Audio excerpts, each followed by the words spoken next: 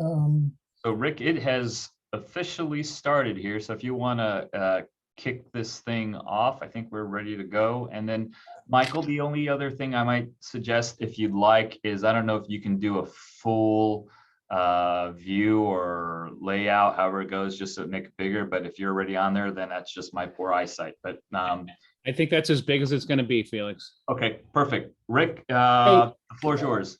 Yeah, I looked at the list. There's 24 people, 25 signed in already. I'm going to wait a couple of more minutes just to make sure we get as many possible on, and then I'll start the meeting, okay? So we'll call to order in 5 minutes, approximately 5 minutes.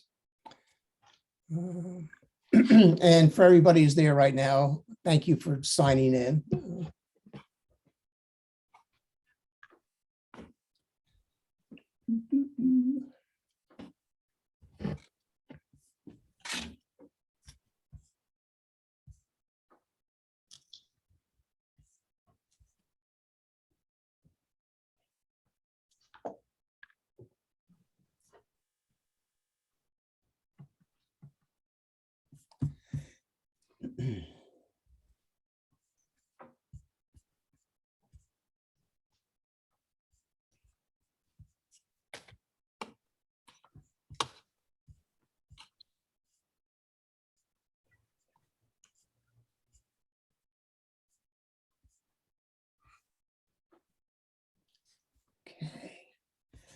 Okay, it would seem to be ended up close to 30, so I think it'll be time to start. I want to welcome everybody to our annual meeting for the capital asset support investment portfolios. I think it's going to be a very important and informative meeting, and to let you know what we've done in the last year and so forth and so on. But before we start the meeting and everything, I'd like to do, as we're accustomed to doing, have an opening prayer. I've asked Father Felix Lim, who is the chair of Capital Asset Support Corporation, and also, more importantly, I guess, in everybody's eyes, is the pastor of St. Anthony's of Padua in Nevada. Father Lim, could you start us off with the meeting with a prayer, please?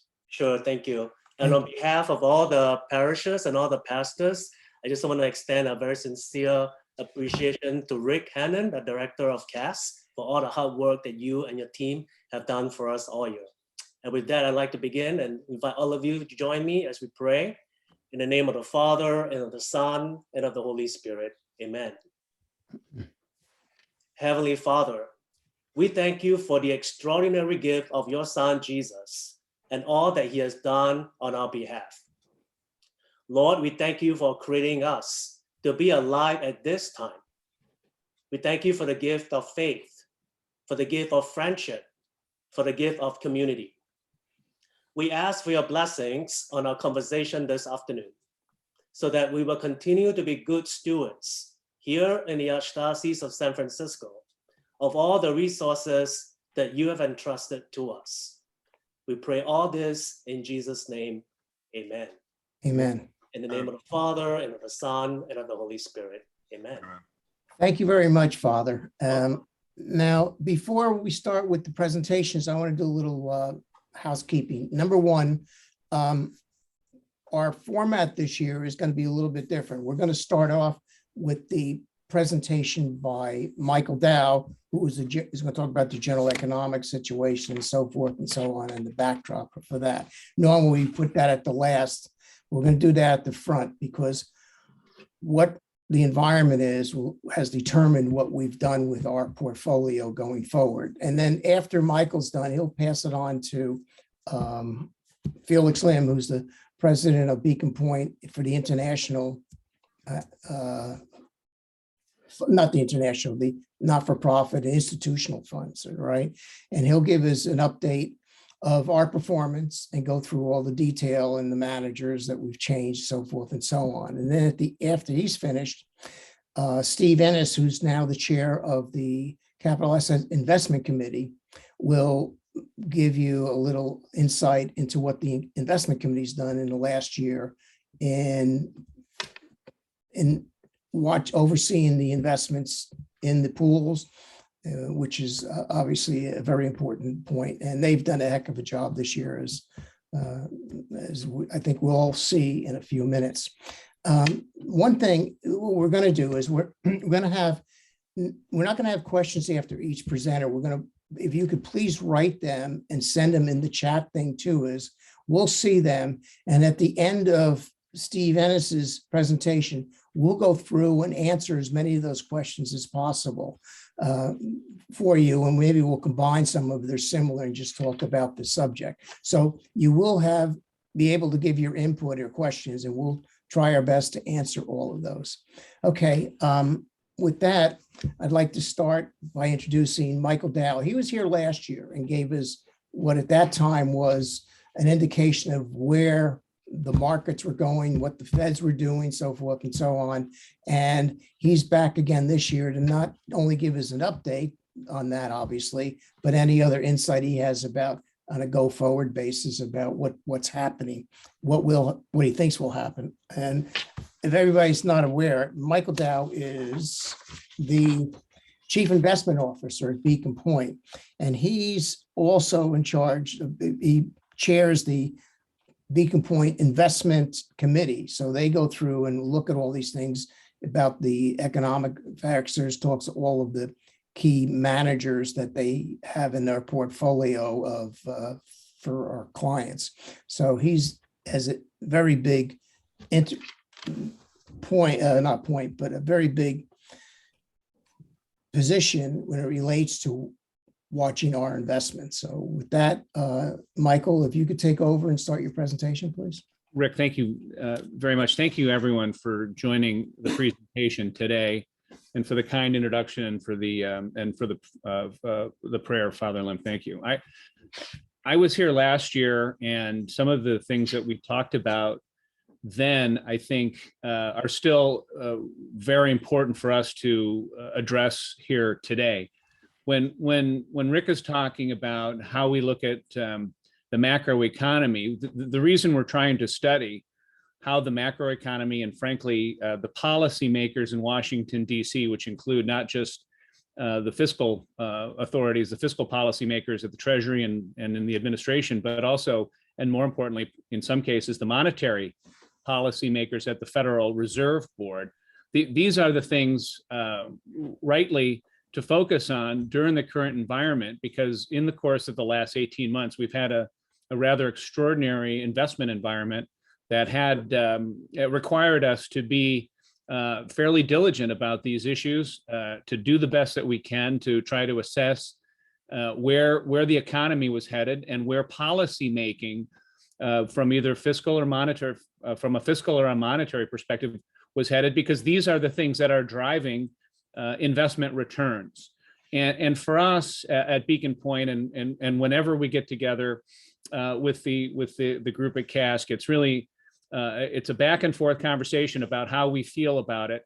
I spend my entire day trying to figure out where markets are headed and what the economy will deliver to us. And I feel like it's our responsibility, along with Felix and the rest of the team at Beacon Point, to deliver to Rick and the team, Steve and others on the board, to what we think are our best ideas. And I'd like to go through some of this, the ideas and the thesis that we've had recently in the recent past, and again, what we think is going to happen go forward. And I'll start with just an agenda.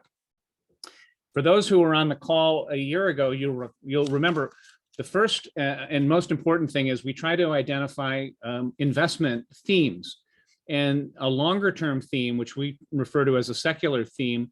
The one we identified about 17 or 18 months ago now, we've titled Financial Repression. And this is something that is terribly important.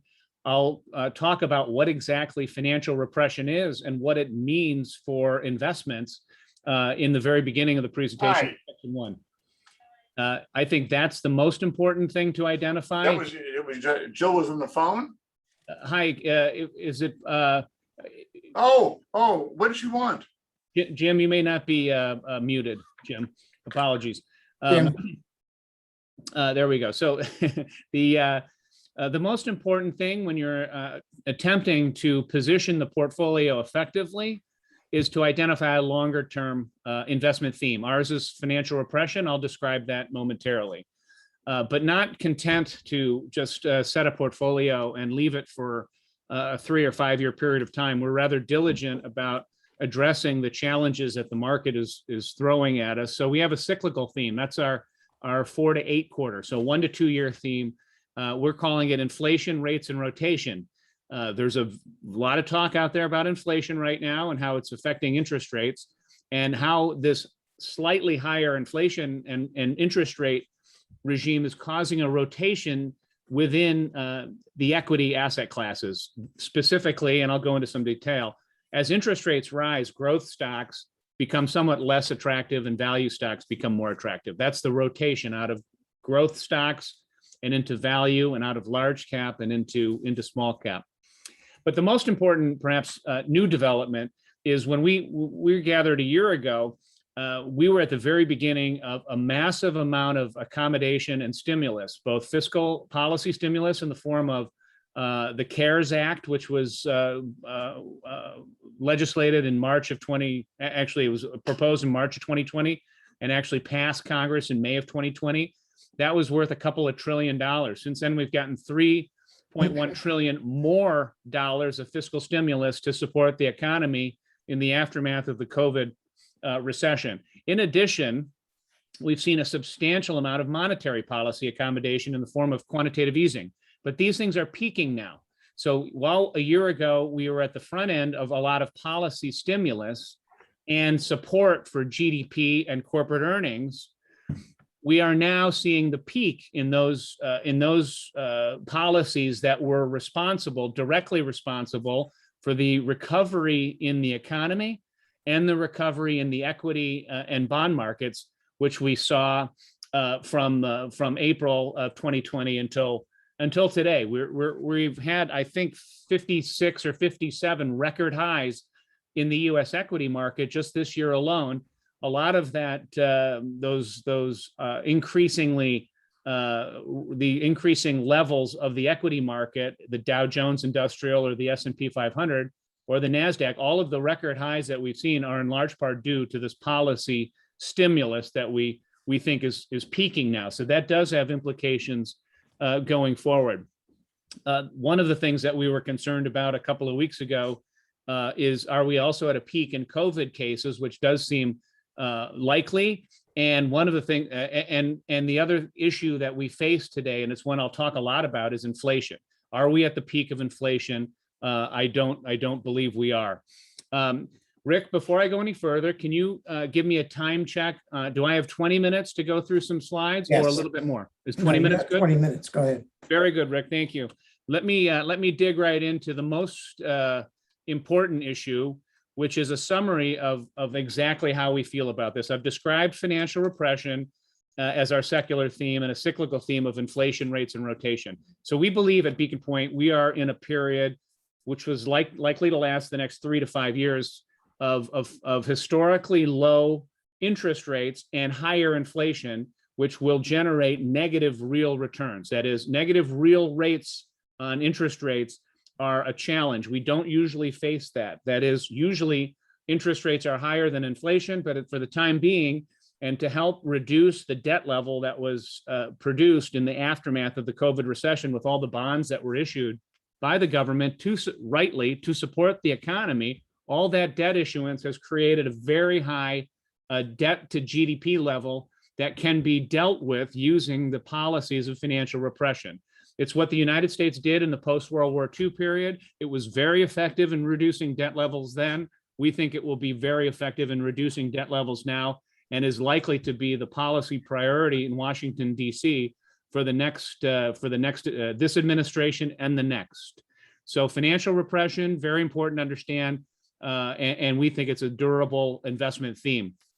But in the meantime, we're also seeing smaller cycles within the larger cycle where interest rates are rising because the economic recovery has pushed interest rates higher, which again supports this rotation out of large cap growth stocks and into large cap value. And we're positioning the portfolio to try and take advantage of not only our longer term themes, but since we've seen a lot of volatility in the market in the last 18 months, it's paid to have your team, the Beacon Pointe team, as an advisor to the board and to your executive director. It's really important to be able to identify some of these shorter term themes that also appear to be durable. One of them is this slightly higher interest rates. Even though we're at 100-year lows in interest rates, still they're rising slightly, and as they rise slightly, there are implications for the market that we're addressing with your team that is responsible for the overall investments. Now, one of the things that has caused a lot of concern, and you'll hear about it a lot in the press, is supply chain and labor market disruption. So while we've had a pretty substantial recovery in the economic environment, there's a couple of things that are holding us back.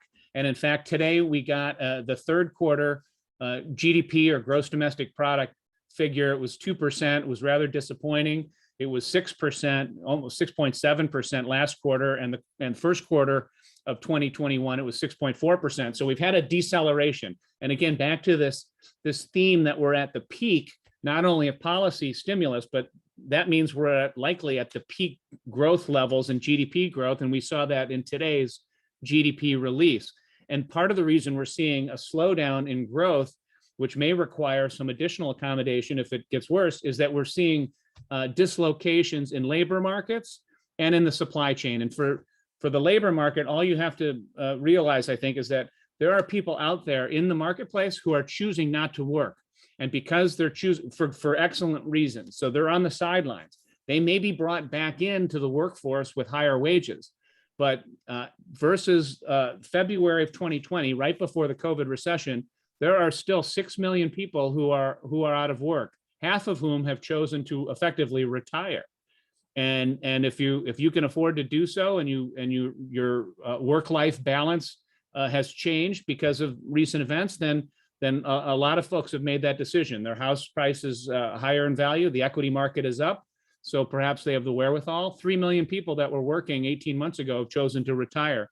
And that is causing a mismatch in skills and a dislocation in the labor market, which could conceivably push interest rates higher because of inflation. That is, because of a tight labor market and because of a tight supply market. Labor is just one component of supply or inputs into the productive process. Because of the tight labor market, wages are likely to increase. And if wages increase, then what you'll see is higher overall inflation as workers demand higher wages.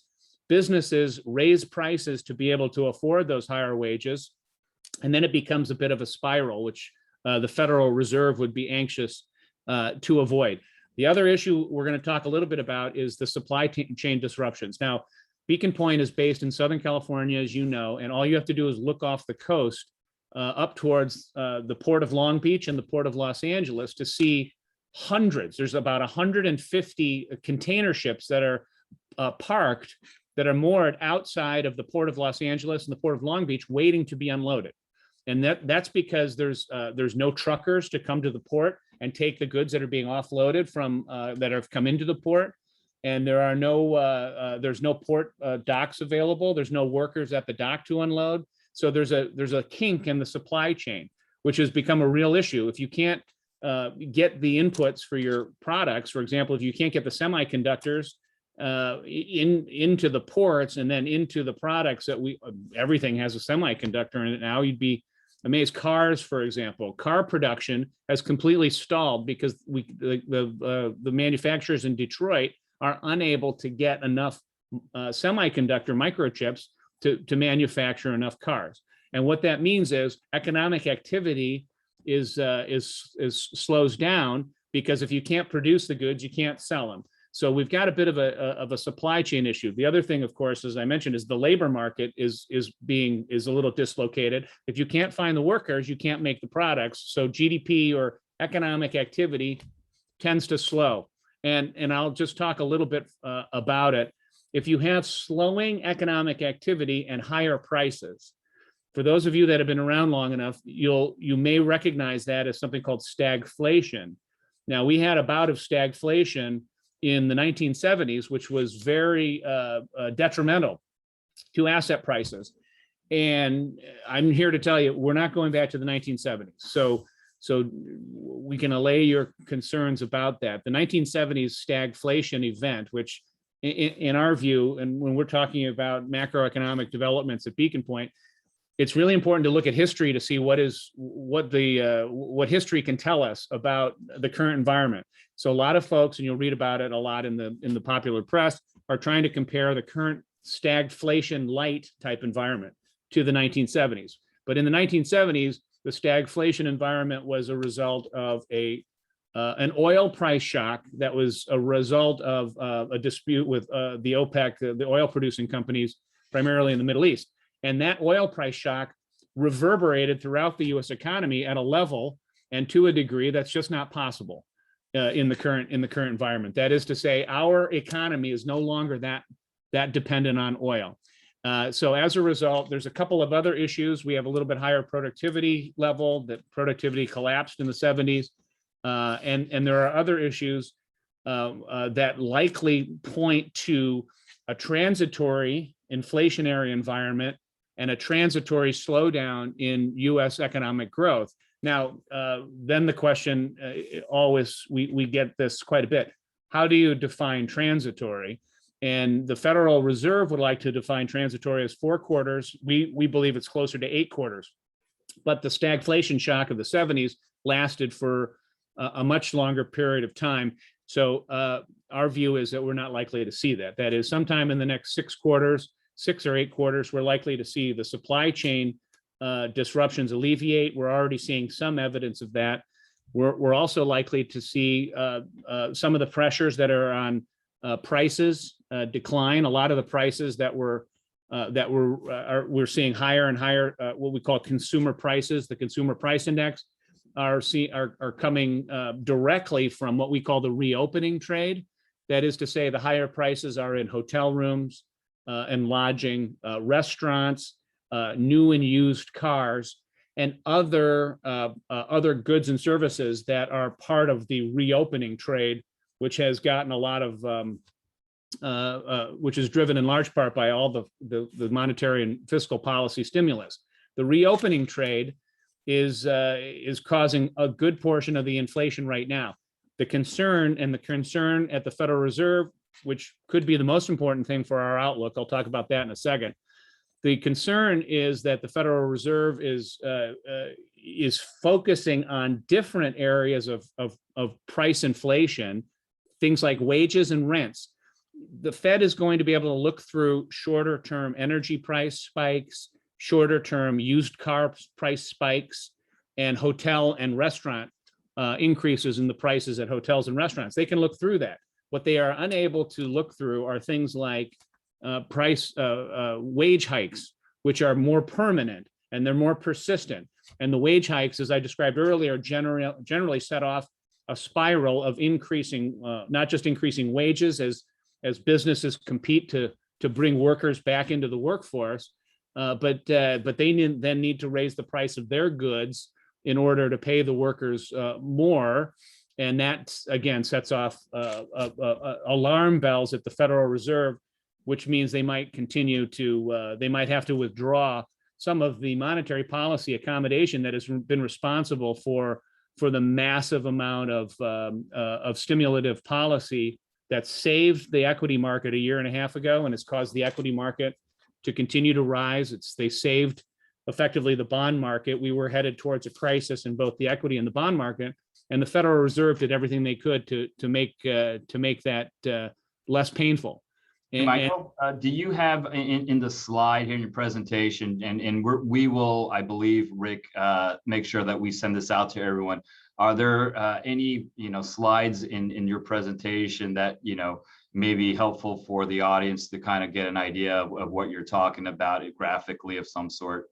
Yeah, sure. Felix is right. A picture's worth 1,000 words.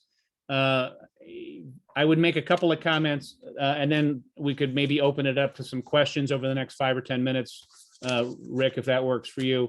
Let me just say this. The reason we think that there's going to be a period of financial repression is primarily because of where this slide on the right has gone. This is 70 years of history On the left are fiscal budget deficits, which you can see we had a lot of a sizable budget deficit back in World War II.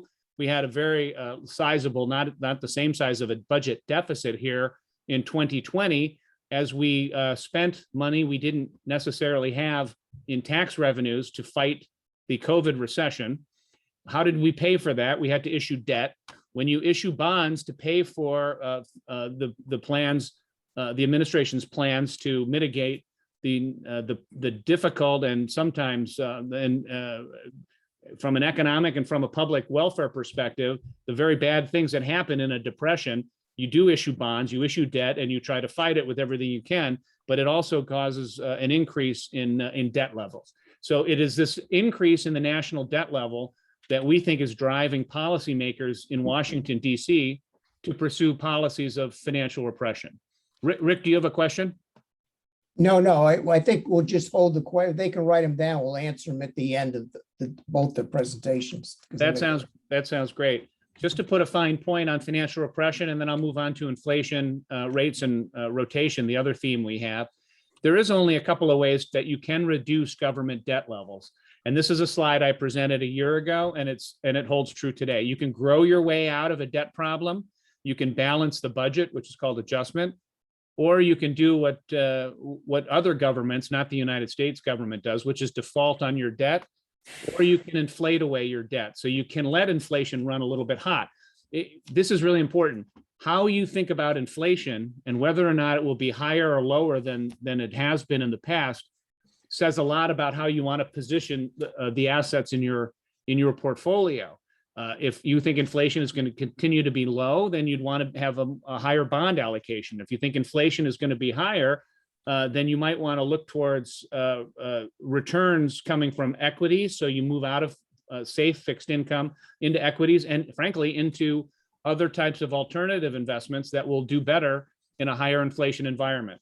And I can talk more about that. But the bottom line is inflation is one aspect of this financial repression theme that we think is absolutely necessary to deal with the record levels of debt that we've seen added to the government's balance sheet to fight the COVID recession. Hey, Michael, and this has come up a few times. Sorry to interrupt. Not at all. It's been asked of me a few times. So what does it matter if we are the reserve currency, we're the safe haven? What does it matter if we keep on increasing our debt levels? Because we hear that over and over that, oh, we need to increase spending and or the government's going to shut down, but they always increase spending, increase debt levels. So what does it really matter? So a couple of implications.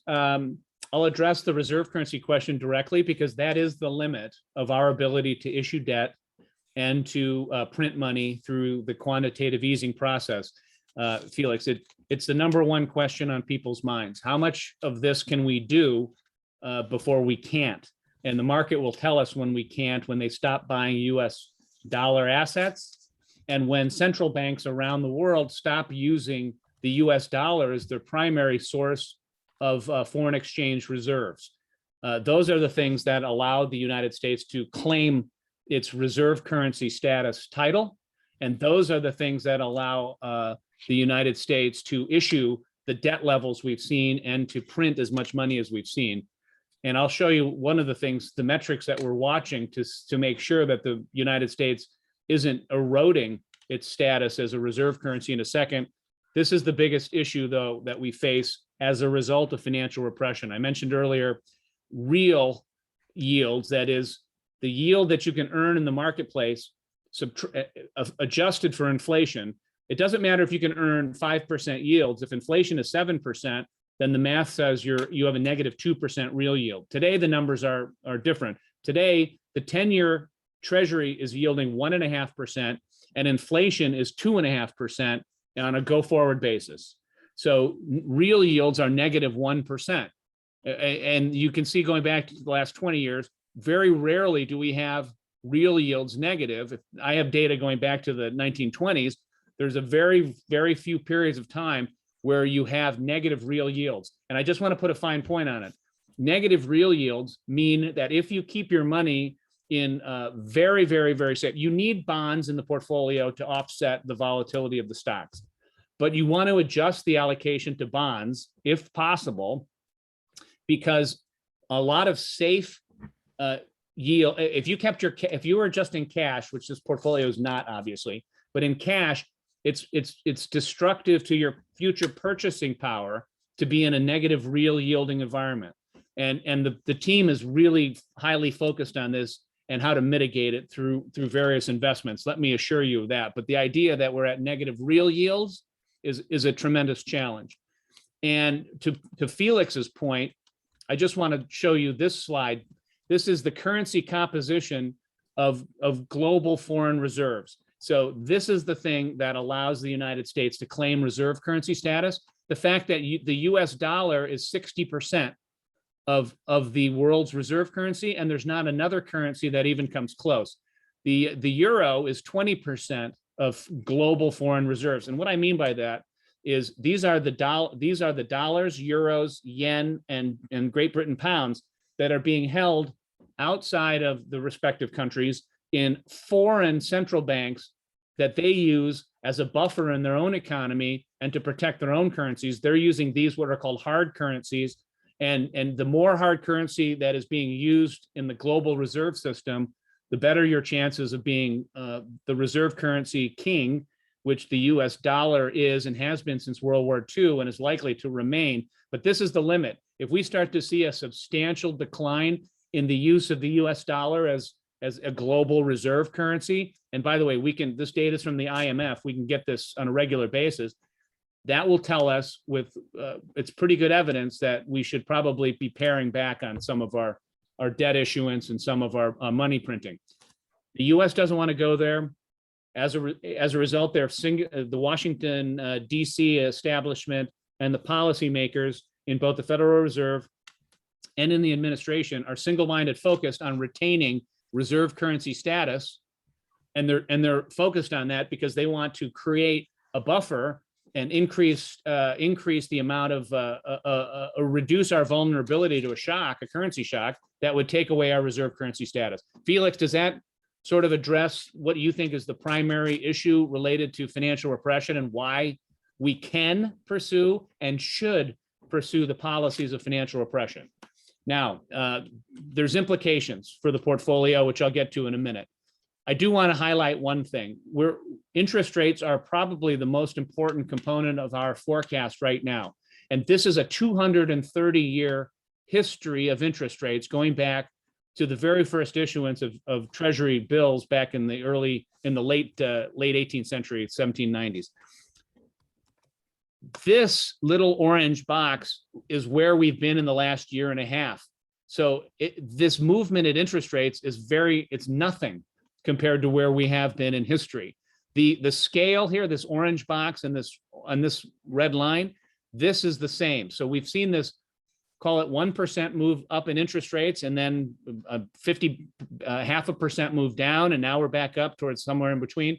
But we've got this long history of interest rates. We are still very near, we're bumping along the lowest interest rates we've ever seen in the United States, which is why it's so easy to have some inflation push us into negative real rate territory. The government wants interest rates to be very low because they have a high debt level. The government has to maintain the debt. That is, they have to roll over the debt, and because some of it's maturing. And as they issue new debt, if they issue new debt at much higher interest rates, our ability to service the debt would decrease rapidly. It would become much harder. So that's why the government is focused on quantitative easing to keep a cap on interest rates, and why we think they're going to continue to do it. So all of this makes a lot of sense to me, to the team, as we discuss how to position the portfolio, which is really the most important thing. I'm going to talk a little bit about where we are on the peaks. I already talked a lot about much of this information. A lot of it is in there for reference to suggest that there's this, we've got some information on the supply chain bottlenecks. Some of the bottlenecks are starting to ease, but really, I think what I'd like to focus the next 2 or 3 minutes on before we open it up is the idea that we're at the peak policy stimulus, which means we're at peak GDP growth, probably peak corporate earnings growth, and we appear to be at peak COVID cases, which would be a very welcome development given the last 2 years. Hey, Michael, I know, I think this is all interesting discussions, but hey, you have more than 2 or 3 minutes. Definitely, you have call it 10 to 15. That'll be great if you have topics to review. No, I'm happy to do it, and I hope there's some questions coming in that we can address at the end, because I'm happy to talk more about these issues that are of interest to the group. Let me just put a fine point on what is driving our outlook for the coming quarters. And again, peak stimulus means peak monetary and peak fiscal stimulus.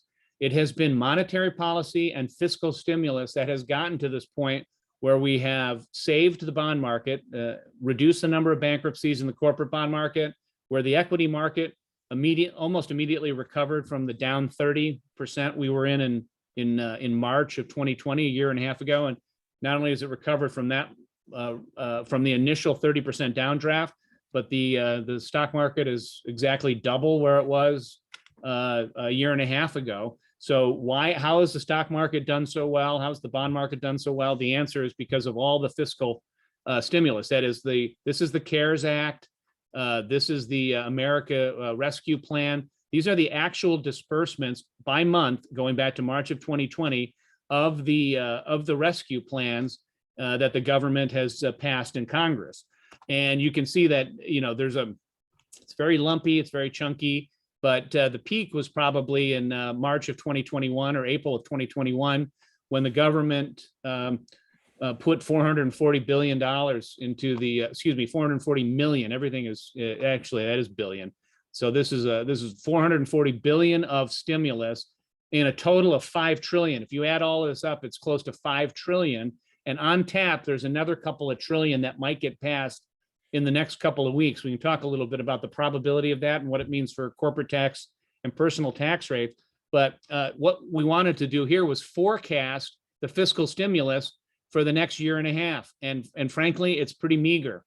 So even if you do get a fiscal stimulus bill, the impact on the infrastructure bill or the Build Back Better bill, which are currently being debated in Washington, the impact on the economy is likely to be muted because it's not going to be nearly as impactful as what we've seen recently.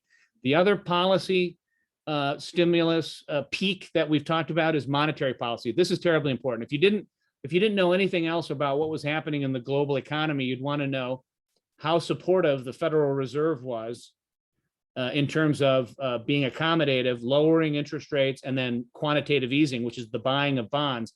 When the Fed buys bonds, the bonds come out of the market and the cash goes into the market, and that cash needs to go somewhere, and it's gone into the equity market, it's gone into consumers' pockets, it's stimulated the economy in a variety of different ways, and the quantitative easing numbers are here. So going back to March of 2020, the Federal Reserve started to buy.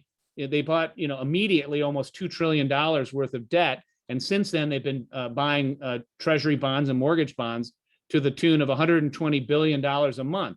But they're going to announce next week at their November 3rd FOMC or Federal Open Market Committee meeting, the next time the Fed meets, they're going to announce a tapering of the monetary policy. And it's the tapering of that monetary policy that is likely to have a very sizable effect on the psyche of the market and on the ability of the Fed to continue to be a source of higher and higher equity prices. So it's an area of concern. The last time the Fed started to what they call taper their bond purchases was back in 2013, and the market rioted briefly until the Fed backtracked a little bit. So you can expect that to happen this time as well. If the and the good news is back in 2013, they didn't have a very good communications policy. But today in 2021, and for the last 18 months, Jay Powell and his team have been really careful, thoughtful, and there's been an abundance of communication. And the communication from the Fed is easing the market's concerns about this next try at tapering and reducing the amount of the Fed's balance sheet by reducing the amount of bond purchases. So it looks quite likely that they will be able to announce that the Fed is going to reduce their monetary policy accommodation by tapering next Wednesday, November 3rd, at the next FOMC meeting. And that likely means that we won't have to worry about the Fed's backtracking. But I'm here to tell you, if the stock market reacts negatively anytime in the coming weeks as a result of this Fed announcement, that the Fed will immediately reverse themselves. Because they've done all of this good work for the last 18 months, why would they give it up now? It doesn't seem logical to me. They would immediately reverse themselves and say, okay, the taper is going to be less meaningful, and it's going to go for a longer period of time. But right now, we expect the Fed to taper completely their quantitative easing program and their bond purchases by the middle of next year. They'll do it gradually, but they'll do it at a pace that allows them to complete that sometime by the middle of next year. Again, if the equity market has a riot or the economy starts to look like it's tipping over a little bit here, more so than it did in the third quarter, then it's likely the Federal Reserve will begin again a bond purchase program that will likely support the market and the economy. That's the hope. So we're at peak stimulus. That's the most important thing I could leave you folks with, I think, in terms of trying to figure out where the markets are headed for the next couple of quarters. The Fed's going to try to reduce the stimulus, and you're not going to get much out of DC. You may get a little bit in 2022, but with the bills that they're contemplating for fiscal stimulus are over. It's for spending over 10 years, so the impact is muted. I just want to highlight a couple of things I think here. This goes again to not just U.S. monetary policy, but global central banks are starting to reduce their accommodative policies too. This is important for any portfolio that has any kind of international exposure, and frankly for U.S. portfolios, because international investors are looking at these factors as well. Back in 2022, every central bank across the globe was cutting rates. You had 91 central bank rate cuts and only 10 rate hikes in 2022. That is reversed. There are more rate hikes now in 2021 than there are rate cuts. And interest rates, average emerging markets, most of these rate hikes, by the way, are coming from places like Brazil, Mexico, Turkey. But the Bank of Canada indicated yesterday at their meeting that they're likely to raise interest rates too. So this little blue line, which is average developed market central bank rates, is likely to go up a little bit. This is just a potential sign, and it's a way for us to evaluate whether the market for stocks and other and quote unquote risk assets is going to be supportive or not. When the Federal Reserve and the central banks of the world are accommodative, it's good to be in these types of assets. When they're not as accommodative, it's not as great.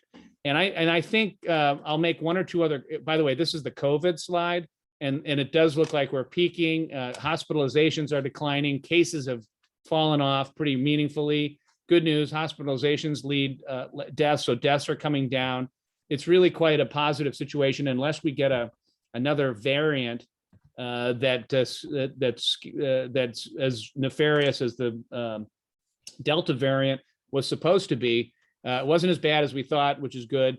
But you never know. It's a biological enemy, and you can't make strong predictions about it. But right now, the numbers are looking good for COVID, which is terribly important. And ultimately, I mean, I think I want to talk about inflation just for a second, Felix, if you think that's a good idea. It's really the most important thing in all the conversations we're having. And there's an inextricable link between inflation and the labor markets. So where are we with inflation? Right now, I think the most important chart to look at is probably the one with PCE and core inflation in it. So we'll get to that in a sec, but the first thing is the labor market. I talked a lot about how the labor market is dislocated. There's a lot of data you can look at, but the most important number, I think, is probably the labor force participation rate. I mentioned earlier that there's still 6 million people that are out of the workforce that were working back in February of 2020.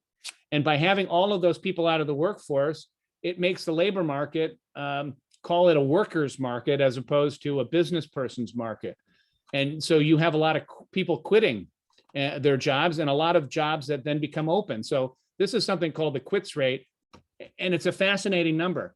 It tells you that there's 150 million people or so in the US workforce. 3% of them, almost 5 million people, quit their job in the month of September. It's the highest number on record. And because so many people quit their job, and they're doing it because There are fewer people in the workforce, so they feel confident they're going to get a better job because wages are increasing, but you have to quit your job to go to another firm to get that bump in pay. So that means there's a record number of job openings. And all of these things are causing a problem in the labor market. These dislocations are worrisome to the Fed because it's likely that it will generate even higher wage increases going forward.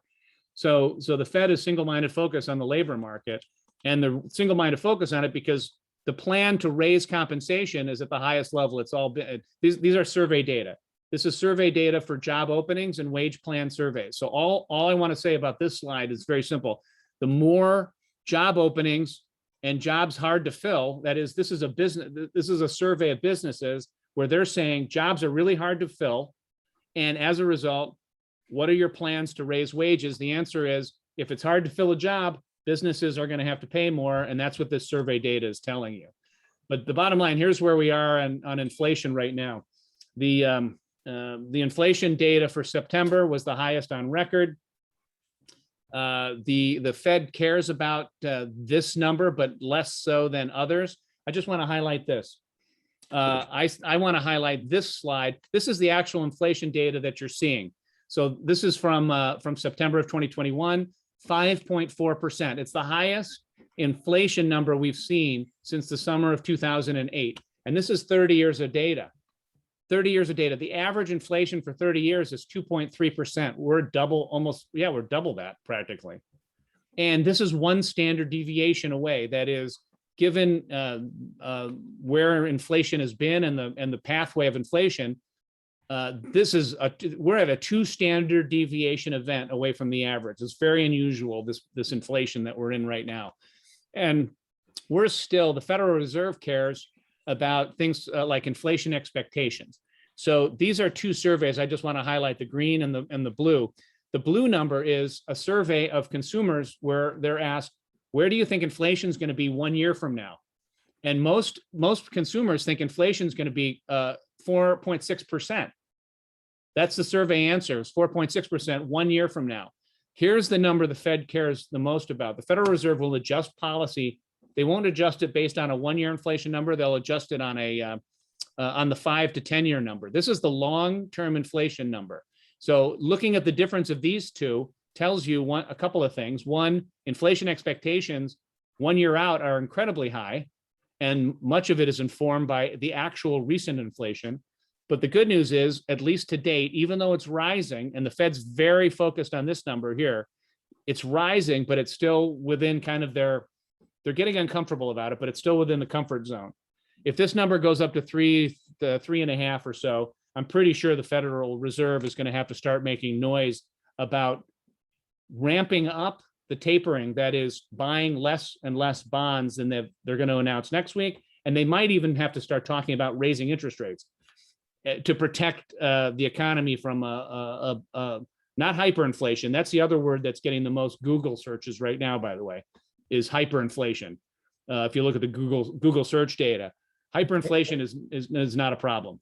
A question. Michael, what is the annualized inflation rate right now? You have 5.4, but that's current. What the current month? What is it for the year to date they're projecting? So the way that Rick, the way that the BLS releases the number, it's a year-on-year change. So there isn't a year-to-date number that we have, but the year-on-year number is 5.4%. But to your point, and I think this next chart might help illuminate some of the next 2 charts. I'll show you that not just the year-over-year number and the components. That's what this is. Here's the 5.4 from the prior chart. It's all items in the CPI. Here's car and truck rental, gas, energy, used car and truck. This is hotels. This is restaurants. This is what's driving that number, is all of these little subcomponents of the consumer price index that are probably transitory, and they're probably related to the reopening, what we're calling the reopening trade.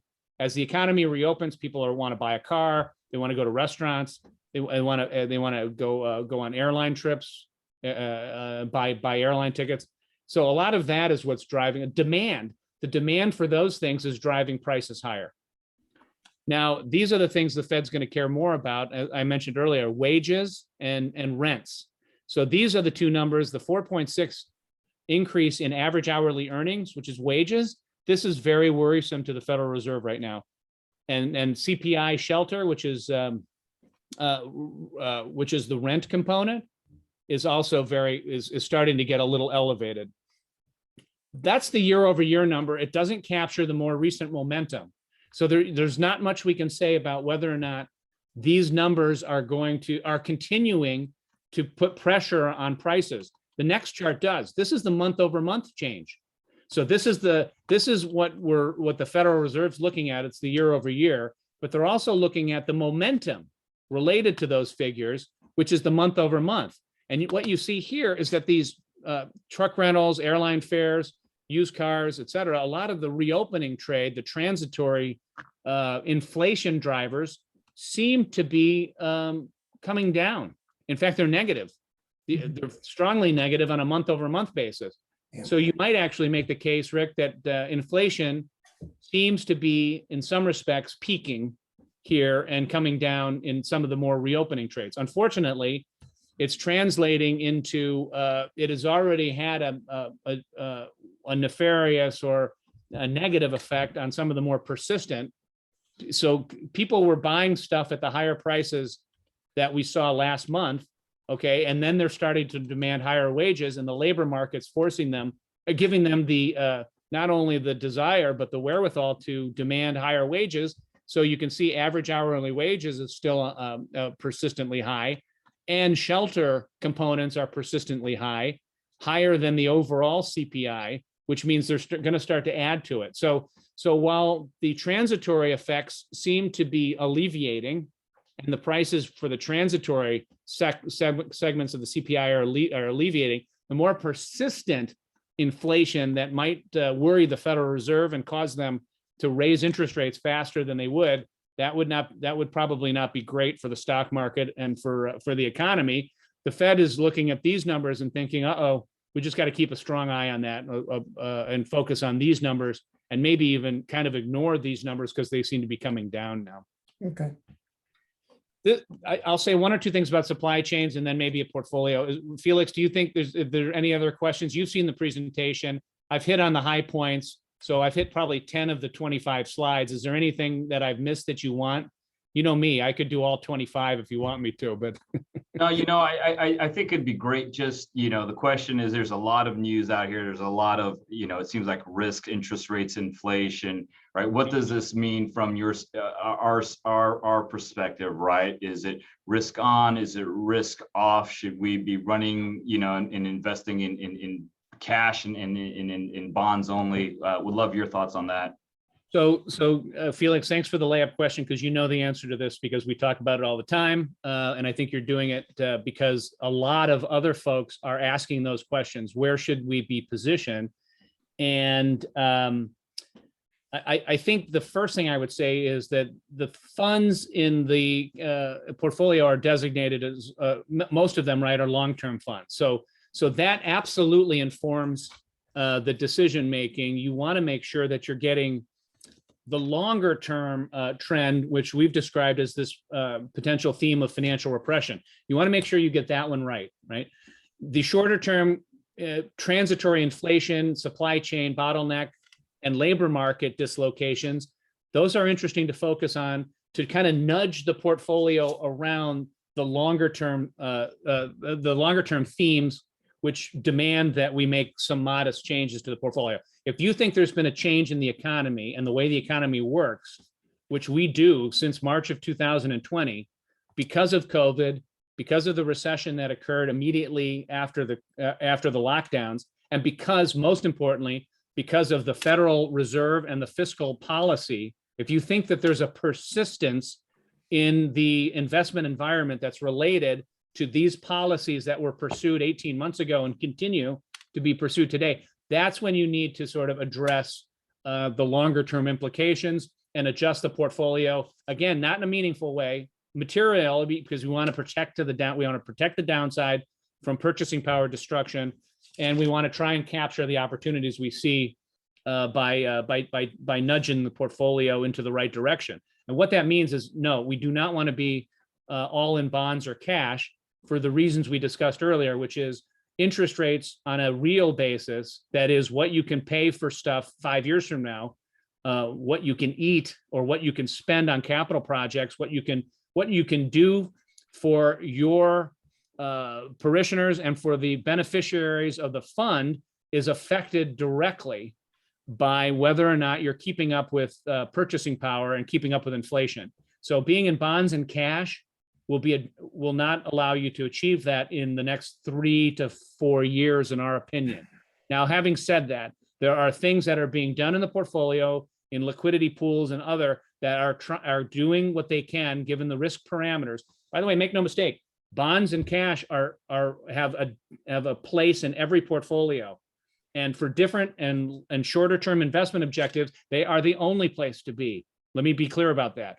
For the longer term portfolio, however, it's possible that you can do slightly better by by assessing the risks and realizing that you're being compensated for them and nudging the portfolio into value equities would be our recommendation, right? We've been talking about moving out of growth stocks and into value equities. We're now underweighting emerging market equities. A year ago, I would have said we should be overweighting, so that's a change. The view on emerging market equities, however, by the way, is entirely driven by 2 issues. I'll just put them on the table for discussion. The first is the philosophical change in the business-friendly approach that China has pursued for 30 years seems to be reversing with the new, what they call common prosperity approach in China, which is looking more socialist and communistic. Fine, it's what the government has said they were all about, and it's the way that they manage the economy in China. But we as investors don't have to invest in it if we think the returns on equity are likely to be lower as a result, which we do. So that's point number 1 on why we're somewhat less enthusiastic about emerging market equities. The second thing, of course, is COVID. The emerging markets are a couple of quarters behind in terms of vaccinations, and maybe a couple of years behind. So the recovery there is going to be slower. The most important thing we could do, Felix, and some of the things that we've done in the portfolio, is to move into the types of securities that have what we would call structural risk premiums that are more persistent. So some of the things that are in the private markets are very attractive in a world where interest rates on a real basis, real interest rates are negative. That is to say, the interest rates available are less than the inflation rate. So private alternatives and other type of alternative investments that can get you the income and still buffer the portfolio to a certain extent, I think are very attractive in the current environment. And that would be kind of where I'd stop unless there was some additional question. I'm happy to answer any questions and stay on as long as you need to go through some of these issues. Rick, do you have anything specific you need me to you'd like me to address? I think I'd like to do is have Felix go to the next thing and talk about our performance. There's a couple of questions that you can look at, and maybe we could answer them after Felix does it, or Steve, only because I think some of the stuff they're going to do will answer those, but we'll carry it from there, okay? Because I don't want to run out of time with the presentations. I think that's important. Felix, do you want to talk about our performance and activities and? Sure, I can definitely do that. Can everyone see this? Well, Not yet. Not yet. It says you're starting to share your screen. It's on its way, Felix. It's lost in the internet for a second, I think. yeah. Well, I am all lost here too, because I'm getting no feedback off the internet here in the office. Go ahead, Felix, and give me the ability to share, and I'll put your presentation up on my screen. There it goes. Can everybody see that? All right. Okay. Yeah, we have redundancies. We have backup, but good, you're in. Great, thank you. So again, and thank you, Michael, for that. And what you'll see is that, the Beacon Pointe team is always continuously communicating, reviewing, providing analysis and information to the investment committee for the Archdiocese, and the Archdiocese, and we'll review it later in the meeting, is made up of a wonderful committee of experienced investment professionals that review asset allocation, review the managers and things of that sort. So we can talk about that later. But if you look at the end of the fiscal year 2021. This is the portfolio as it stands. The balanced pool with approximately 285 million in assets, and the growth pool. And some of the parishes are invested in a growth pool at almost 41 million in assets. What you'll see is the different asset allocations for both of the pools. The balance is in the blue, and the growth pool is going to be in the orange. What you're going to see, of course, is that the growth pool is predominantly invested on the left-hand side in those asset classes. And that is meant, it is a growth pool. It's got volatility in there because it is 100% equities, and it is meant for a long-term investment cycle. And so you'll see there's large cap, mid cap, international, developed, emerging markets. The balance pool, and you're going to see this, is much more diversified. And what we're trying to do is we're trying to be balanced in this nature of looking at long-term growth, of course. But again, this is probably have more of an eye towards income and distributions, and a little bit less beta oriented. And what you'll see there is that a lot of the equities are lower than the growth pool, but you'll also see that it is diversified across different asset classes going over to the right. So you'll see private credit or private equity or real estate for that matter. Now, again, if you recall last year, the year before, some of these asset classes are going to be new, unfamiliar to you, and we could talk a little bit about that. But that's part of the work that the investment committee has put in, given our thoughts on the market, given inflation, given financial repression. We have, the committee's been working very hard, diligently in trying to stay proactive and trying to stay in front of the curve in light of what Michael has mentioned on his thoughts on the global markets there.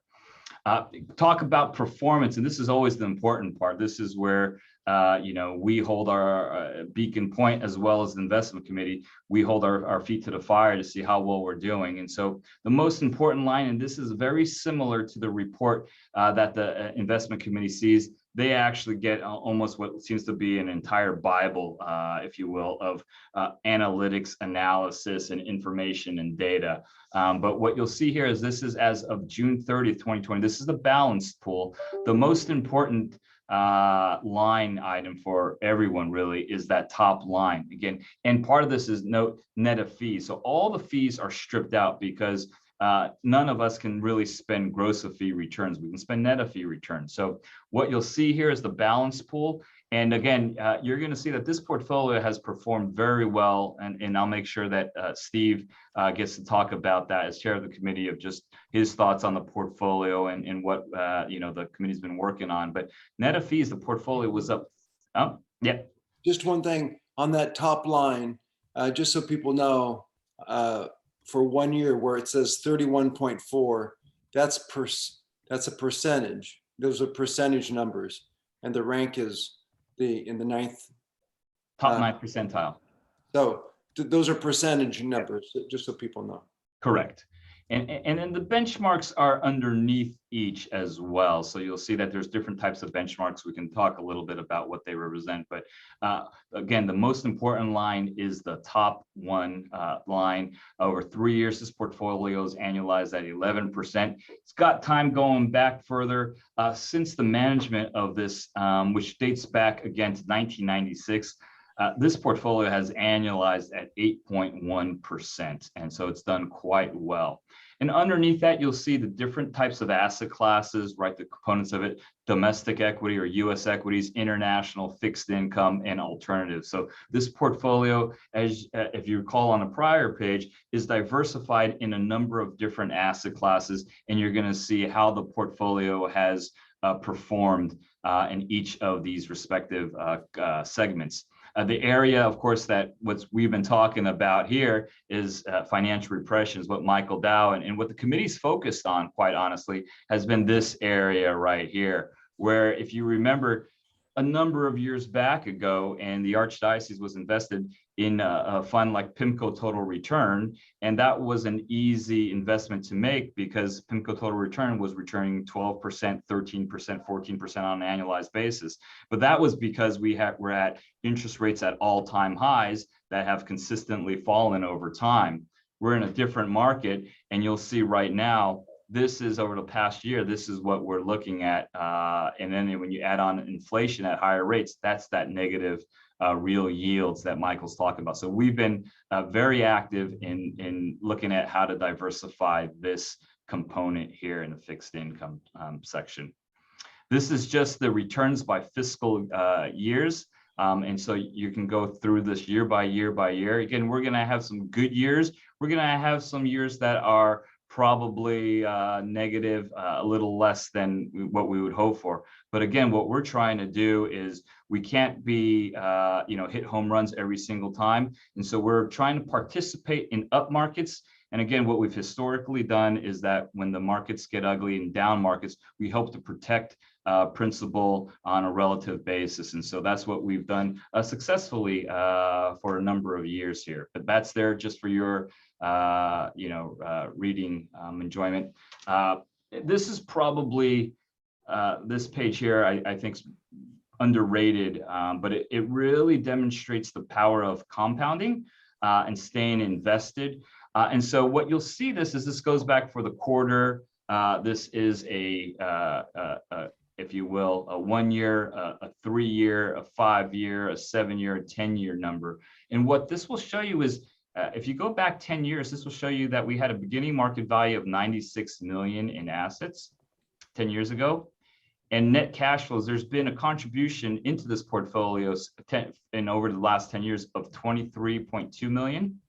Here's the important part. Net of fees, this portfolio has generated 165.4 million, right, off of that 96 million in base. Right, so which gives us ending market value across everything at 285 million, where we are today. So this number, if you really think about it, 165 million for being invested for 10 years, through the ups, through the downs, it shows you why staying invested is important, and the power of compounding.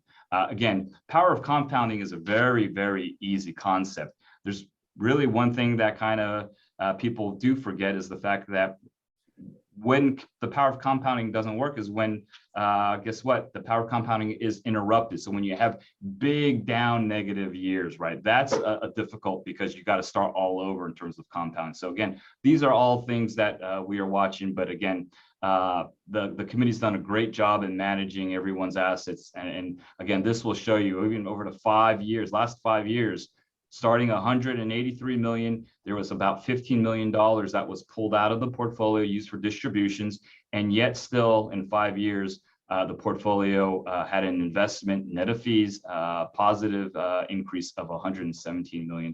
So good numbers there.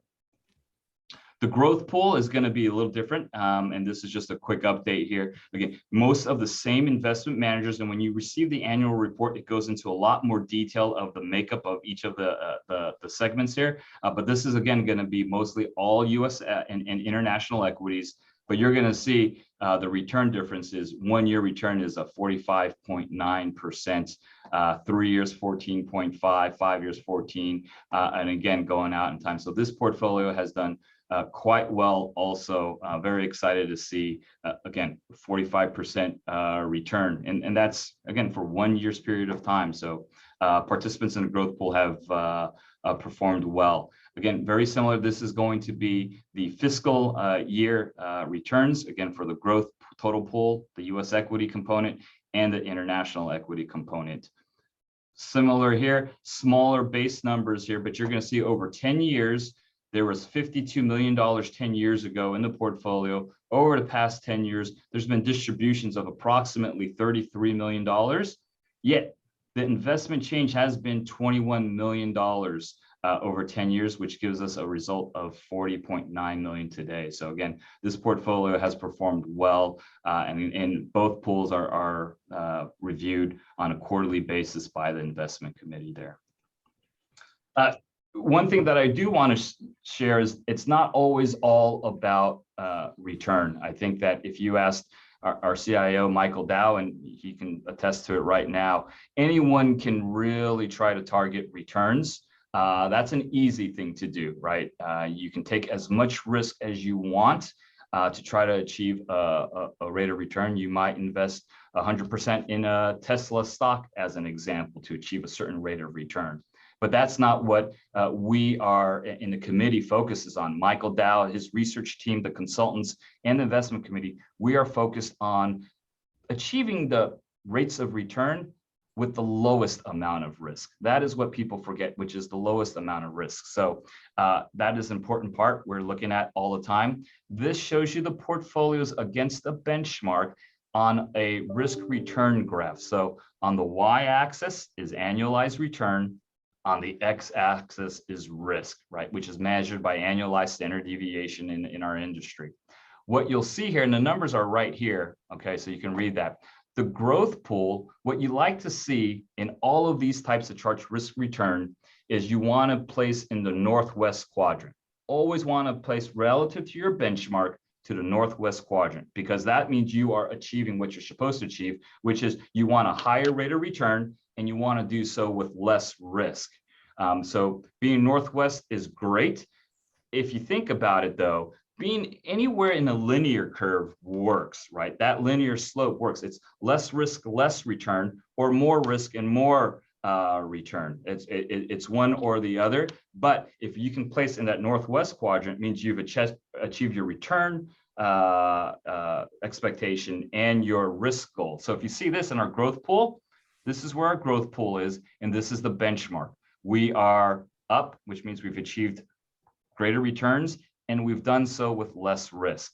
Same thing here, not as much, just again, because we're diversified and we have fixed income in the balance. And again, fixed income is going to have different return profiles, where if you outperform by 10 basis points, that's a great day in fixed income. But again, very similar. You'll see this relative to the policy benchmark is to the northwest quadrant. Again, numbers are right here. So we're happy about that. And again, it's very similar to the Fed. The Fed's got two factors it's looking at. We're looking at two factors as well as part of the investment committee. Michael, I saw that you unmuted for a second. Anything you wanted to add or? No, I was just going to say, because not everyone looks at a Cartesian plane, up northwest corner just means up and to the left. That's where I want to be when we're building portfolios, is more return, less risk. So I didn't know if that was obvious to everybody. Thanks. Great, thank you. And and to give you an idea, and again, and I'll hand this over to Steve after, just to talk a little bit about what the committees has been working on over the past year. I will tell you, in voucher, we work with the Archdiocese for a number of years. This is not something that we set a long-term asset allocation and sit there and just hope for the best and pray for the best. That's just not what we do. Again, we take the inputs provided by a lot of different sources, inputs from Michael Dow and his research team, and that all gets flowed into the investment committee to talk about how we're going to change the portfolio given the markets that we're given. And so you'll see we've listed here the different investment policy statement targets. Again, the portfolio has to be managed in compliance with the guidelines set within an investment policy statement. So it'll show you where the portfolio was 19, 20. Again, we're not trying to change this significantly. Market timing is a very difficult thing. But again, on a cyclical basis, we want to make adjustments where there's opportunities to do so. What you'll note here, and here's the big difference, and then I'll pause there, is that the fixed income, which has historically been 25, 30%, given our thoughts on and what Michael Dow was talking about, financial repression and negative real yields, you're going to see that we actually have dropped our targets down to 18.5%. Right now, where has that 18.5%? You will see the areas where, again, we're talked about its structural inefficiencies and ability to add alpha there. You'll see these were historically 0%, private credit, private equity, or real estate. And you'll see that all of these have started to, the targets have been set. So we are continuously working on upgrading or modifying the asset allocation given the market. And you'll see where we are, the actual allocations right now relative to those targets. You're going to see that some areas, again, private equity will take some time. We're trying to diversify, get vintage year diversification, different sector diversification. So it's going to take us a little bit more time, but you'll get an idea that this portfolio has changed and we're being very proactive given the market environment today. Steve, anything you want to add there? I don't want to take everything, but I'll let you chime in there.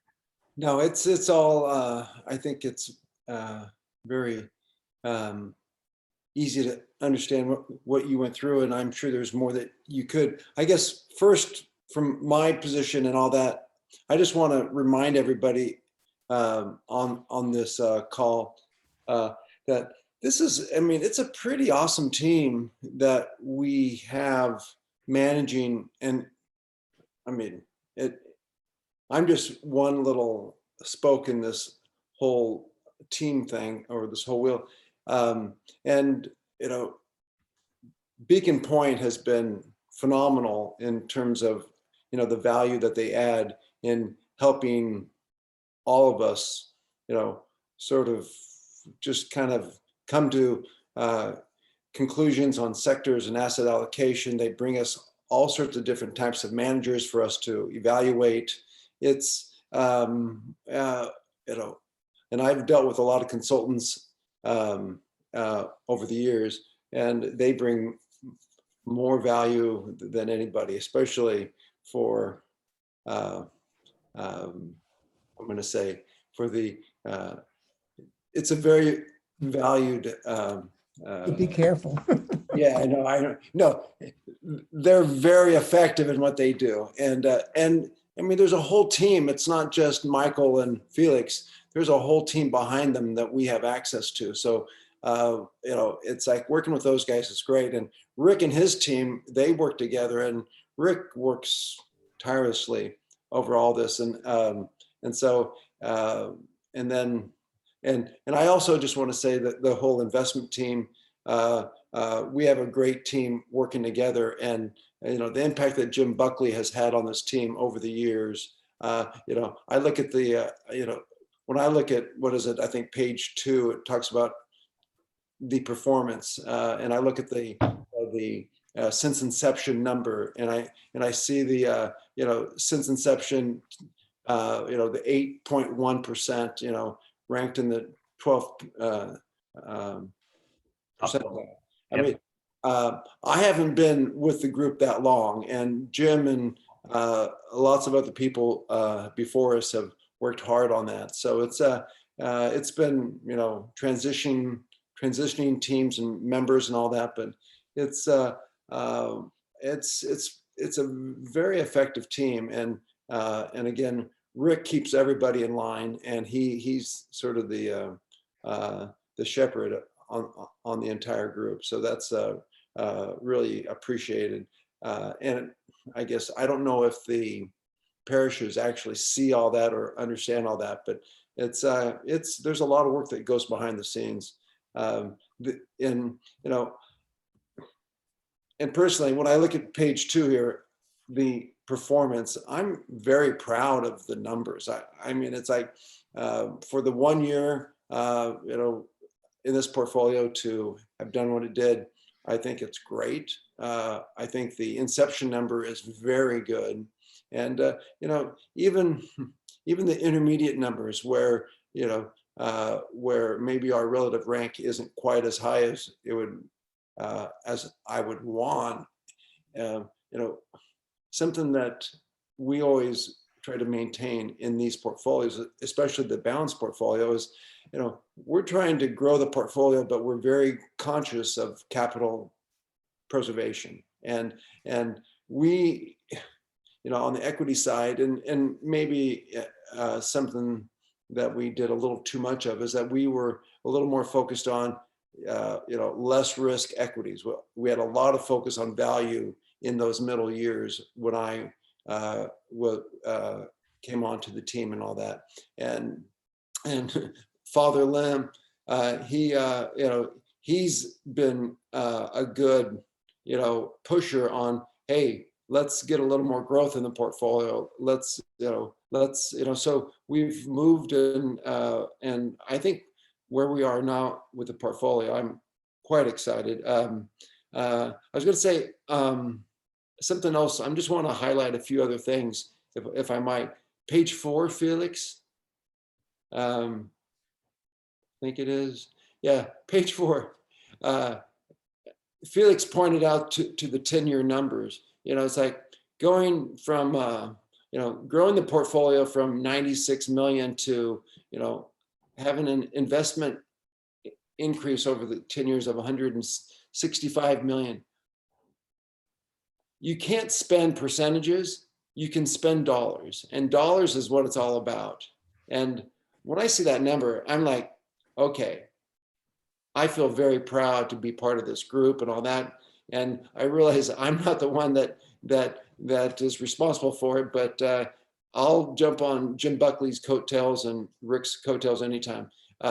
That's a great number. And, I know a lot. I mean, I've managed a lot of portfolios and all that. And, people who are so smart, they know when to move half their portfolio into cash. They're great market timers and, supposedly, and they avoided the correction of in 84 and 2001 and they were, and their numbers aren't like this. And I'm just saying that this is really good. And I mean, I love those numbers. I look at those and I think, okay, I'd like to show that to my clients. So I think that's important. What else did I want to say? The changes in the portfolio, I think they're really important. The committee's been working really hard on making sure, and I think Felix has been pushing us. I think Michael's been pushing Felix, and I think that we're all part of understanding that for the past 20 years interest rates have been coming down, and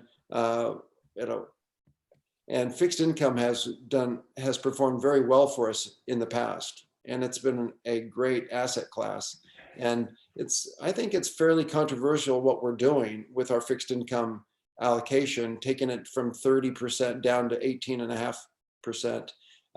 But I mean, across the board on the committee, we think it's the right thing to do, and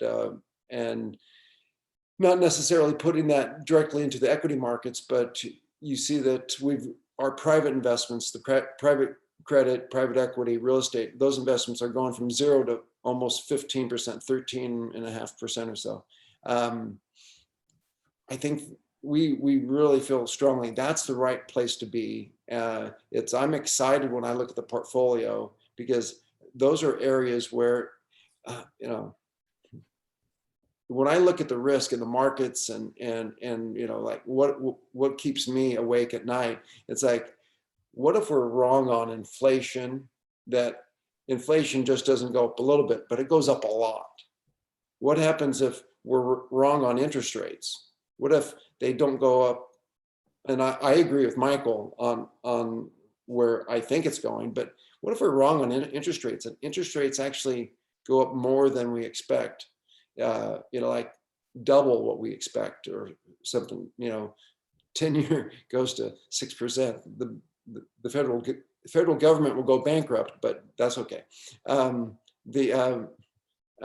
So I think moving away from fixed income, because those two events really have a negative impact on fixed income, and going into real estate, doing the private equity, the private credit, those areas will, we don't know how it's going to perform, but it's going to perform better than debt, straight debt. And the managers, well, I guess the last thing I'll say is that when you you can be a great macro person and you can say like, oh, interest rates are going up and whatever it is, inflation.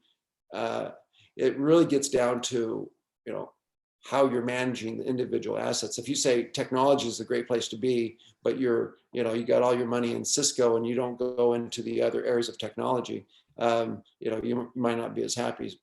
I'm really excited that the managers that we have, that we've done a lot of work on getting into the portfolio, you know, the new managers, as well as, you know, Dodge and Cox has been a phenomenal manager for us. You know, over time, Artisan has been a phenomenal international manager.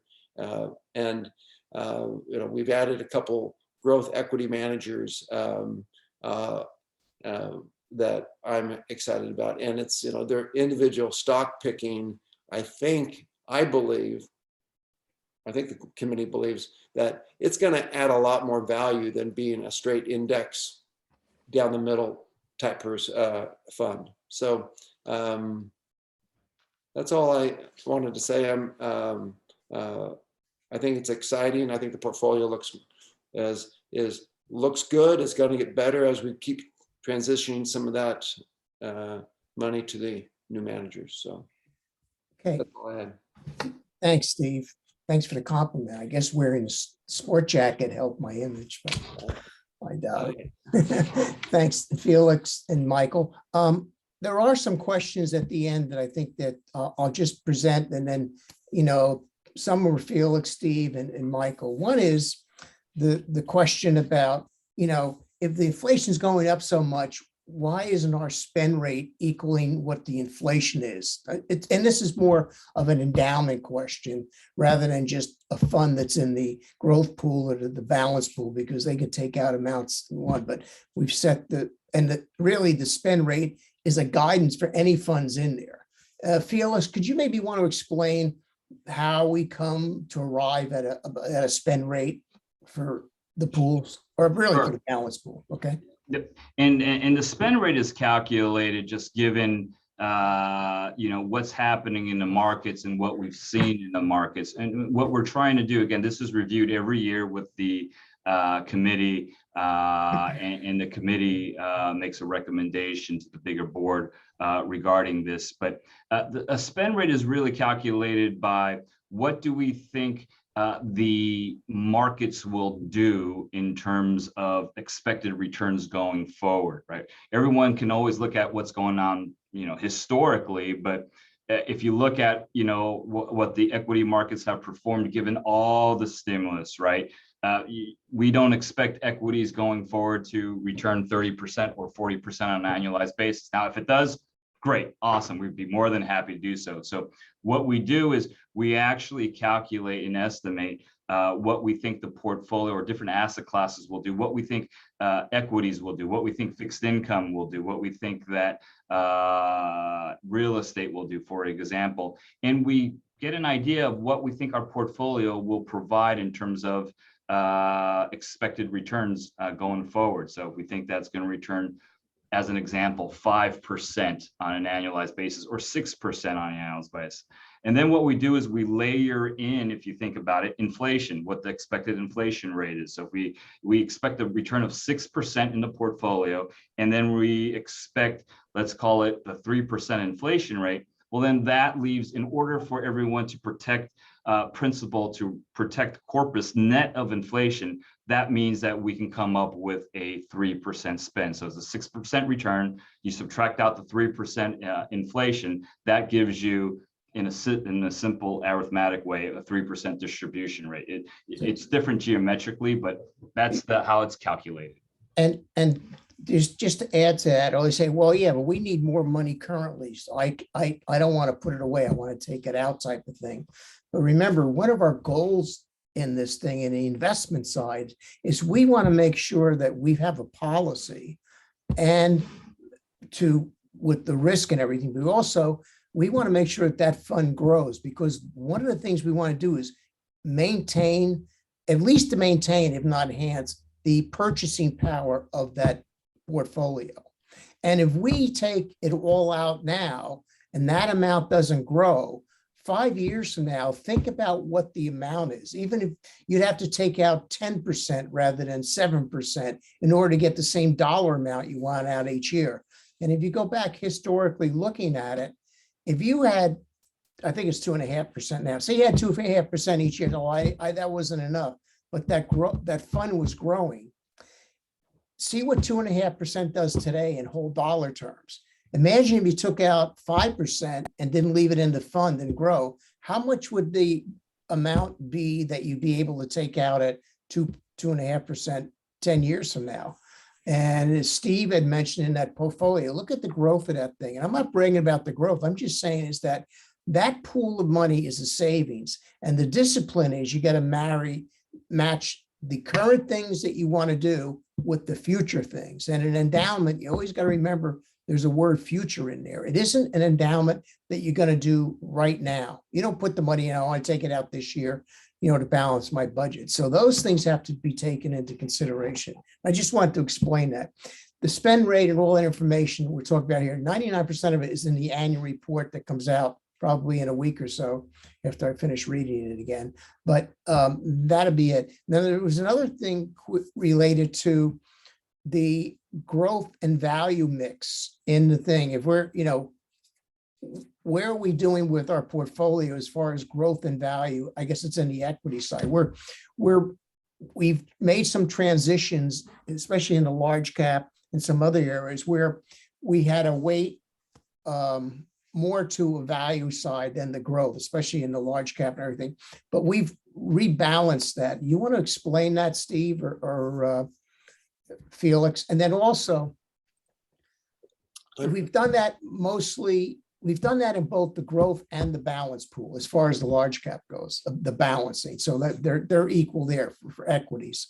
They're related to putting other stuff into the growth pool, like the private equities and everything else like that. That wasn't one of our goals because there was no fixed income there to balance, to take the money from and to move it. So, I mean, I think I explained that. The equities stand on their own. We're not adding anything to that thing at this point. So that was one question was there, but can you explain the value and the growth changes that we've made in the portfolio? Because they didn't show up on those schedules. Are you talking about a new question? This is a different question, right? They're two different questions, right? Yeah, so we're done talking about the spend rate. Yes, we're done with that. I'm sorry. Okay, I brought up the next one. Do you want any comments about the spend rate? It's up to you. You must have read the next question, but you didn't tell us what the question was. What's the second question? Oh, it's on the screen. Oh, we can't see it. Oh, well, how about this? Go ahead, I'll Felix. start us off there.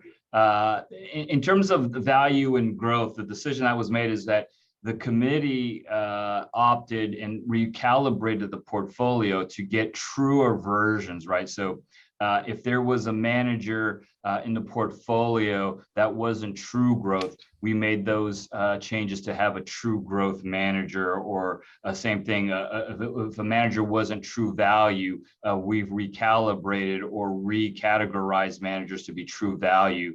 And so that's why we've made some changes within the structure there. And then you'll see that there's structural changes in adding mid-cap in there. That'll show up probably in the next fiscal year. We implemented that in July. So that's in terms of what we've done in the equity investment structure. In terms of the question, I believe, Rick, was we've made a lot of the alternatives changes in the balance pool. The question is, are those changes in the growth pool? And so, Steve, I'll let you have one there. How about that?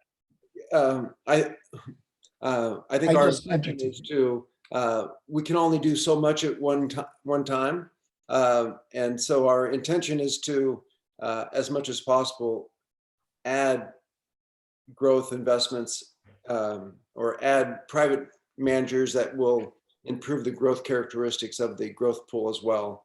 And so that's something that is on the board going forward. I mean, we're going to be making some changes there, and I'm not sure which way we're going yet, but it's on the board.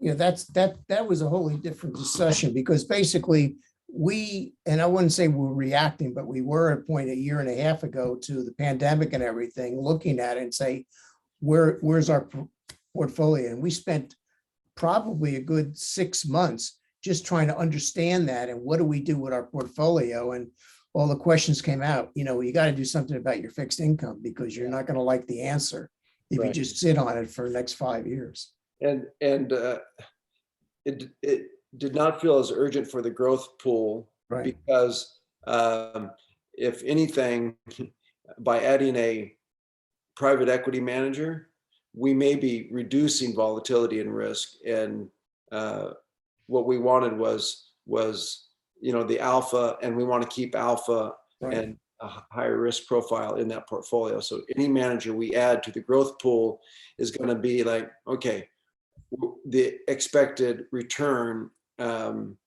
needs to be at a certain place in order for it to be additive in that portfolio. The risk isn't the big factor we have to measure it, obviously, but it's not the biggest factor in the growth pool because people are going in there with the intent, this could have a lot of volatility over a long period of time. So if you put it in there, don't anticipate taking that money out in a 3 to 5 year period. It may be 10 years. Yeah. Well, and I'll just back to what Felix was saying a moment ago. We wanted to have in the equity portfolio, especially the large cap, we wanted to make sure that at one time we had just too much tilted toward the value side, and we wanted to get a little bit more precise,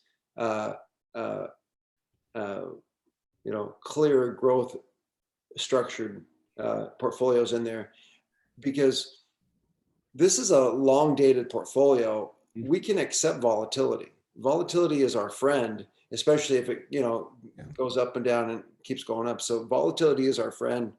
So I think that having definitely a little more growth orientation in the balance pool was good. And as far as the equity on the large cap specifically, what we were trying to change is we were trying to go more to what the indexes we were being measured against, about the mix between the value and the growth, and we had overweight. So that's, short thing is if you're looking at the S&P 500, the index, say we were more on the value side than the index, so we wanted to move over. But the same token, we didn't want to go and take four or five companies and have like 70% of our investments like some of the indexes do, because that's against one of our investment policy things. Mhm. Okay, Felix, do you have anything to add to that? No, I think you and Steve covered it. Michael, do you have anything to add to it? No, I think it was well articulated in terms of the evolution of what appears to be, frankly, the better place to put your money for the long term. It evolves between growth and value. And one of the things that, frankly, is a big driver of the value proposition that would either put you in growth or value is interest rates. So if you think interest rates are going to go up, you just want to naturally tilt towards value securities and value equities, because they'll do better in an environment with higher interest rates. And the opposite is true. Generally speaking, when interest rates decline, growth tends to outperform, and there's a very good reason for that. So given our view that interest rates are at, as we showed in one of the charts, at all-time lows, I think it makes sense to have a balanced approach that is index oriented. That is, you're aware of the index. That's the risk profile that you've identified as will maximize the utility of this portfolio. I just basically took your simple answers and convoluted it. So I'm sorry about that, but because you said it better than I did, I'm seconding what you said.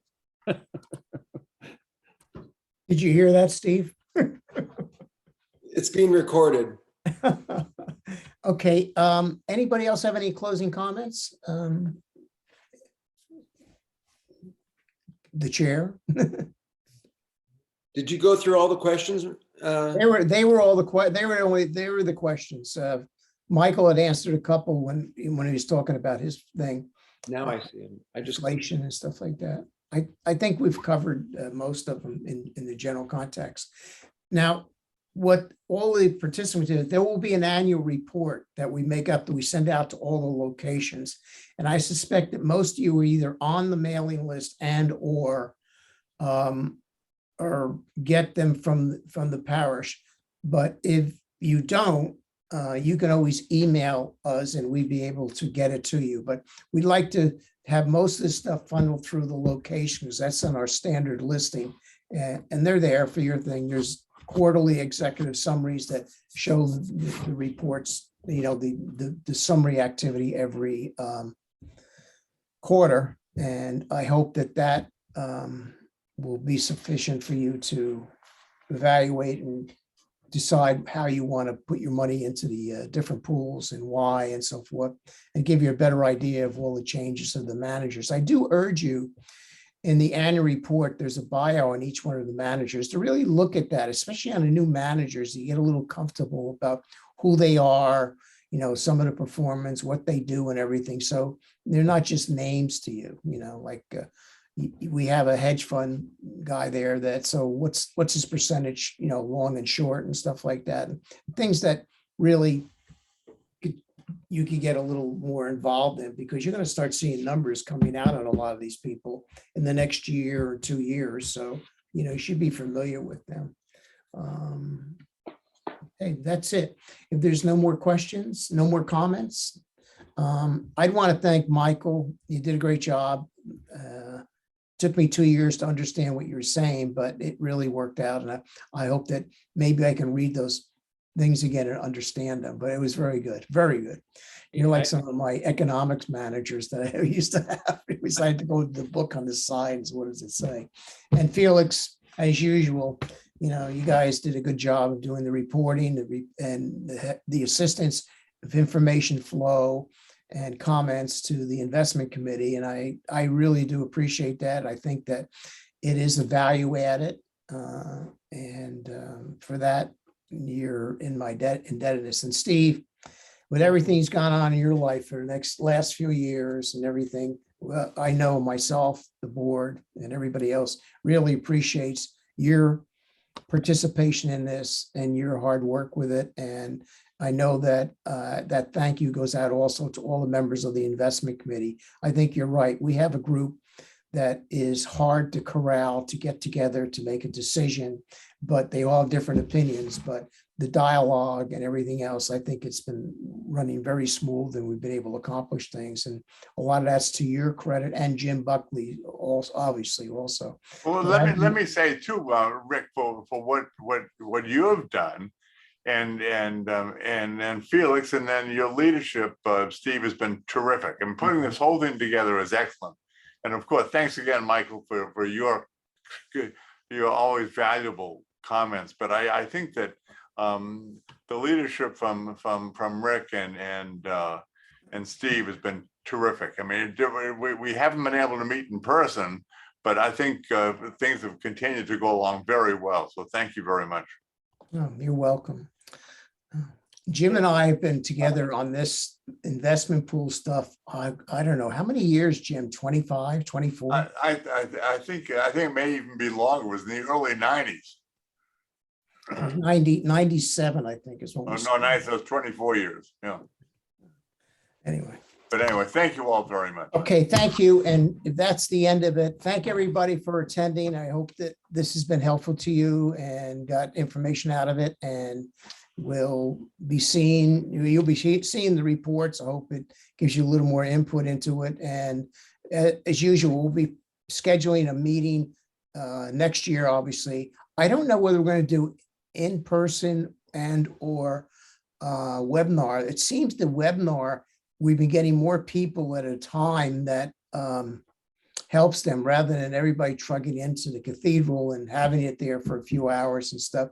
We seem to be more limited to the core that are in the San Francisco area, maybe a little bit in the peninsula, but not too much from the Marin or the southern part of San Mateo. So we'll have to think about that and talk about it. If you have any comments, just let us know. Appreciate it. And thank you to Annalee and Robin for their work in all this as well.